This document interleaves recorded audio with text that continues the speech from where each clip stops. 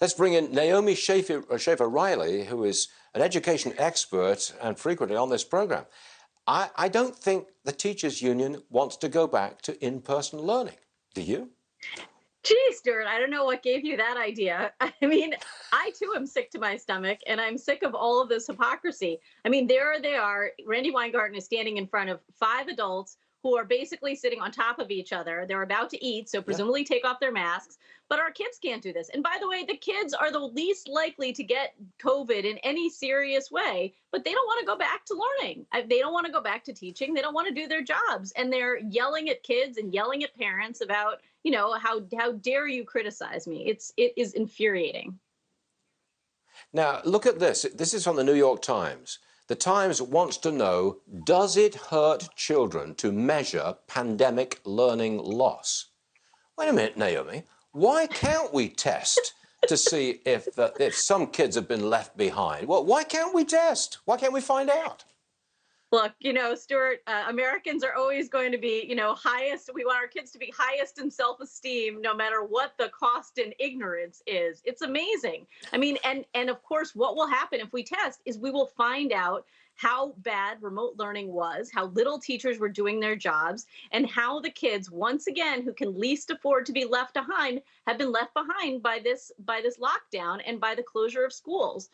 We have to measure in order to understand everything that has gone wrong and in order to understand what these kids need going forward. And the idea that we're just going to bury our heads in the sand and just ignore test scores and that is somehow going to get us out of this problem, it's insane.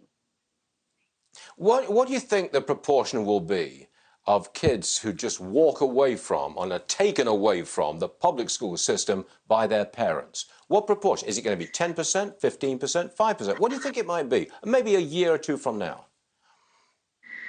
Well, I think, you saw like basically, a couple of million kids who have not been coming to school this year, as far as we know. How many of those kids will return? We're not sure. I think you're going to see, at least a couple percentage points down in terms of the public school population.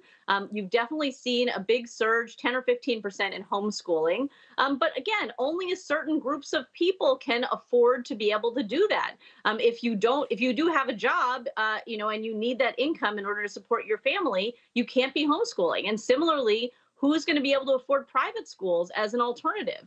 But the kids who are going to be stuck in the public schools are the ones who can least afford it and who have lost the most amount of learning this year. And who really, you could write off this entire year, more than a year now at this point, as a total loss for them. Do you know anywhere where remote learning is a major league success? So there have been a couple of interesting initiatives. There was one called the National Summer School Initiative, where they took master teachers from some of the best schools, a lot of high-performing charter schools in the country, and they set them up with teachers around the country and tried to teach them how to do remote learning better. I think that has seen some success, but again, you need to have, teachers who really understand this technology, who are totally committed to doing this, who are working with kids in small groups, where there's already a strong curriculum in place. I mean, there is a very high bar in order to get remote learning to work. That's true. And so I don't think you're going to see widespread success from this.